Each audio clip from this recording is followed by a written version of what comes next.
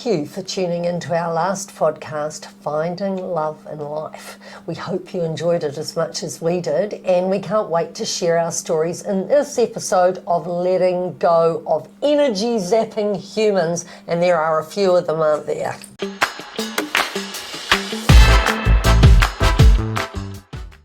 We've all encountered those people who just drain the life out of us, leaving us feeling exhausted and frustrated or emotionally wiped out. Recognising toxic relations is the first step in reclaiming your peace, because toxic behaviour can show up in a lot of ways. Constant negativity, manipulation, lack of support, or just that overall bad vibe that's around that particular person. And it's important to acknowledge the toll that this takes on your mental and emotional well-being. Once you're aware of that energy-zapping dynamic, setting boundary becomes crucial. I think it's essential for our own peace of mind to recognise it and take control of it. Instead, surround yourself with people who bring out the best in you, building a support network of friends and loved ones who can have a huge impact on your happiness and well-being. Look for those who care about you, who uplift you and inspire you. It's also worth seeking out mentors or role models, people who challenge you to grow and who align with your values. And don't forget to engage in communities or activities that make you feel alive and fulfilled, because being around positive influences can make all the difference in how you feel day to day. Of course, self-care plays a really massive role in the proceeding and protecting your energy. Prioritising things like rest and exercise or mindfulness practices, all of those when you're dealing with difficult people make a big difference. And finally, let go of any guilt or obligation that you might feel around maintaining toxic relationships. It's okay to step away and to choose your own well-being over someone who's negatively impacting you. In the end, you owe it to yourself to be surrounded by people who contribute to your happiness and not take away from it.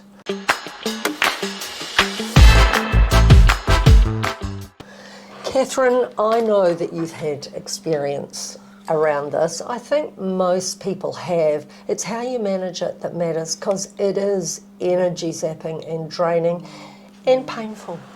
Oh, look, absolutely. And, you know, if I really look at the time I've lost in life by putting myself through that trauma, and then I wonder why I did that to myself. But the reality is I think that that's who I am. I'm quite a heart-centric person, that when things happen, it can take me to a trauma and a pain point for weeks on end. And it's something that's in my DNA. I can't get away from it. But I also know that it will end up killing me if I don't put some strategy in place. You did talk about surrounding yourself with mentors, and that's what we do as a job. The reality is you've been amazing to me when I've needed a bouncing board to talk to you about maybe something that's happening in my life, and vice versa as well. Absolutely. You know, we've talked about it. I can't really, you know, I sometimes look up in the sky and I go, enough. I don't need any more character building. Why is it still happening to me? You know, why do you think that people gravitate to you to you know, they come in for a season, but that season is all nice and beautiful and daisies and all that, and then suddenly ghosted, gone, and that's the bit that hurts me the most. And you do wonder what's wrong with you and how you attract it. Exactly, you think it's you. I agree, and I understand that. You know, I've had enough. I know that saying that, what is it about something that doesn't kill you makes you stronger, that makes me really, I think it was a really Kelly Clarkson mad. song. I think people who've never been through hell, they just don't understand, and they sort of, it rolls off their tongue as advice to you if you've been through a whole lot. And I have seen you suffer in things where I've said to you, Catherine, you've got to stop this, because you do feel a lot. And if you're a heart person, you know, some people can walk away. When things are bad, they just go, nah, not in my life, I'm off. And really, that's how it should be. Yeah. You and I are a bit soft at times, and we're seen as really hard women. Yeah. That's the interesting thing. Because we've coped with a lot in our lives, and not coped without incredible pain, but we've coped on the surface, people think you're really tough and you feel nothing, and that is so untrue.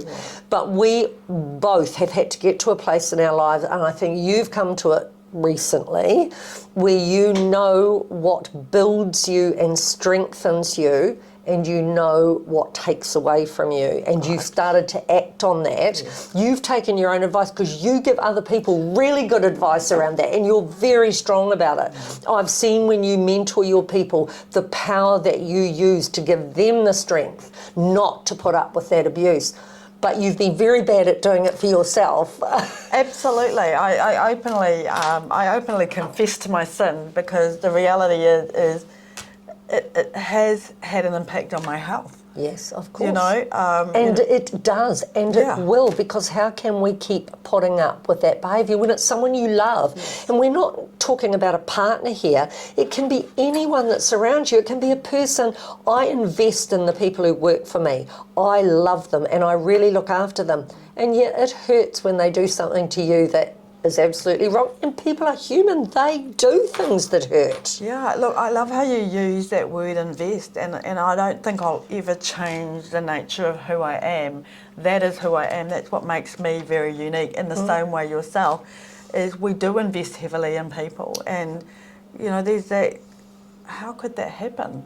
What did I do? And it's a real internal kind of like thinking of, and a blaming, a self-blaming that goes on. But in actual fact, it probably needs to be, and we've talked about this a lot, accept it. You know, live in the moment, accept it and move on. Because if you don't do that, it keeps eating away and eating away and eating away. And I've had to actually just shut doors. Shut doors. It doesn't mean I don't hurt.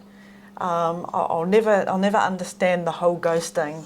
I'll never understand why you invest a lot of time with somebody and, you know, meals together, you know, relationships at a very intimate level. I'm not talking about intimacy with your clothes off. But intimate level of understanding who you are and the depth of telling people things you wouldn't tell other people, and then have used it against you, you know. For that I'll never understand.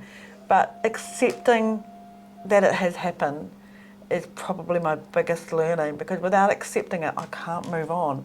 And by not accepting it, I'm stuck in the mud. Absolutely. And you know, when I coach, I will often try to get my clients to have self-awareness, because people do things and create situations for themselves and you that they're absolutely unaware of. You know, none of us are wrong. We just have a base from which we do things, and we don't understand the effect it has on other people. So while you and I might value the investment we put into someone, some of those people just think they're right. It's just a matter of course, that you're going to do that, and when they're finished with you, they're finished with you. Yeah. And I guess that's part of coming to terms with life as well. But you have to build, when people feel that pain, you've got to build a barrier around yourself that says, I'm going to protect myself from that. It's not going to affect me, and I'm not going to let myself get into that situation again. But there'll be lots of people watching this now who have people in their lives that they have given and given and given to, and there is not much return, or something comes out of the blue that is extremely painful and difficult. And we do learn how to deal with it. But I would say rely on the other people, like you and I have talked when some awful things have happened to you, and I think having someone who sees it from a different perspective is very powerful in your life. And you have to remember, you seek those people out, you know who they are, and when that happens, you follow their advice. Hard and all as that is. Oh, look, absolutely. And, you know, it takes a toll on you, so you actually have to go, is it really worth the loss of my health, mentally, emotionally and physically, versus actually just going, it's happened, I have to move on, you know. And you know, I've actually closed doors because it's a healthier thing to do. It makes me sad. I'm still going to be that heart person. I'm still going to feel. It makes me sad that I won't see that person anymore, or have those conversations that we used to have. But I have to accept that that's reality, because by not facing reality, I'm taking my own self through additional trauma outside of the trauma that I've just been through, and it's going to have another impact. It's like putting more and more mud on top, and I'm just sinking. And so it's really important that you do have, and go back to the first session we talked about with boundaries, putting those boundaries in place. And I guess the biggest issue we have is, like you said, about self-awareness, is not understanding what those triggers are that set up the I was going to say the perfect storm, but it's certainly not a perfect storm, but set up the storm, and trying not to fall into that habit again. We do also learn from the things that happen to us. You know, you get to a point, if it's happened several times, you're getting to a point where you're saying, it's a certain kind of person I'm attracting, and it's a behaviour that I've got that's helping this, that's allowing this to happen. I've had quite a few of those experiences, and I'm getting much, much better at drawing the line and giving people feedback about how I feel about something awful. I think if it's in a very personal relationship, if it's family, and families do break up, which is really sad because there's usually somebody with a hideous behaviour or a group of people with that. I think that's the saddest time, because family should be everything in your life. And when that happens, I'm fortunate enough for that not to have happened. But when it does, I think that is one of the most devastating things that can happen to you. And to have to call that call that you make, that's it, I'm putting the door's closing and I'm putting up the barrier, damned hard when it's your family. Very hard. Yeah, look, I know that firsthand. I mean, I come from a very divided family. And, you know, in the last 2 years, I've lost my mum and my brother and my aunt, and you know, it's essentially I've lost the rest of my family. I've made a choice, and it's about owning your role as you move forward. You can't, and you should never control other people's behaviour or decisions. You can't. You can only ever control you, and that was a really hard learning in my life. Yeah. The only person you can control is you. It is a hard learning, but the reality is, and I'm speaking for myself, is that when I accepted it, I actually felt at peace. I was at peace in owning that, you know what, I actually don't need to be over there and involved with this trauma and behaviour that I can't control or own that was having an impact on me. But I do have control over shutting the door and getting on with my life in the way that I have that peace, and it was really quite uplifting. It means you feel free. Oh, absolutely. I don't feel chained anymore. I feel, I'm going to sing that song, Unchained Melody. But, I can't sing anything. Yeah, no. I'm deaf. But you know, I don't feel chained anymore, and but it doesn't mean I don't feel sad. And I'm in another generation where I've got my children now, and that comes with other challenges. Of course. But you know, the reality is that I can't control them. I can't control the emotions that I mean, I can control the emotions I feel, and I need to live them and breathe them, but I can control the moving forward part. And I think it's important to say, these are not the little tiffs you have with a friend or something. Things always go wrong in every relationship. It's not those little things. You can make those things up. You can make them better. Yes. This is endless bringing you down. Yes. And that's a whole different situation. And it's real. It happens. You know, I often look at women and we say we're the sisterhood, and we say that we look after each other and women are for women. I've got another friend that I do some work with sometime in the South Island. We call it the treachery of the sisterhood, because women can be so terrible to other women. You know, when you'd think it's the time to move in and support each other in some terrible... That's not what they do. Yeah, look, so it's important to talk about it. You and I have talked about this quite often, about the sisterhood, and I'm quite an intuitive person, as I know you are. And you know, when I get a sense of feeling about somebody, I'm that person that will send them a message if I can't reach them by phone or in person, saying, "Are you okay?" And I'm here. And why can't we do that? Why can't we be those people? We get so busy in life that we end up doing disgusting things to each other, instead of uplifting people. And Totally agree. I've got a good feeling that the generation that's coming through now, and I'm not sure what that generation's called, they seem to be treating each other quite differently. They really care about the group, that they'll care about the individuals in a group, and they take care of each other. Yes. And I hope that that is a reality of that generation and that spreads, because it certainly wasn't part of mine. And I totally get what you're saying. I guess I have a little bit of a conflict in it, because the conflict I have is I see them caring about each other, which is great, we want that, but I don't see that coming back in family. I think that they've left the nest, they've got the friend, whereas our generation, it was very important to have family and friends. Yes, true. Very important. So maybe that's a subject we can explore a little bit more. But I guess the key message I want to get from my bit is, take some learning, especially from mentors and people that you rely on to give you some sound advice, and just find that peace, that internal peace for yourself, because life is so short. What would your last final comment be on letting go of those toxic people?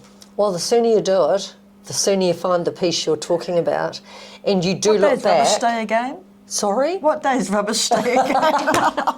Put them out with the rubbish, is that what you're saying? Out with the rubbish and with the new. Yeah, that's absolutely true. We don't have to put up with that kind of abuse in our lives. We don't. In business, in our personal lives, in our families, we don't. Yeah. So take charge. Take charge. You feel great once you've taken control of something. Yeah, let it go. Right, that's great. Thanks, Catherine.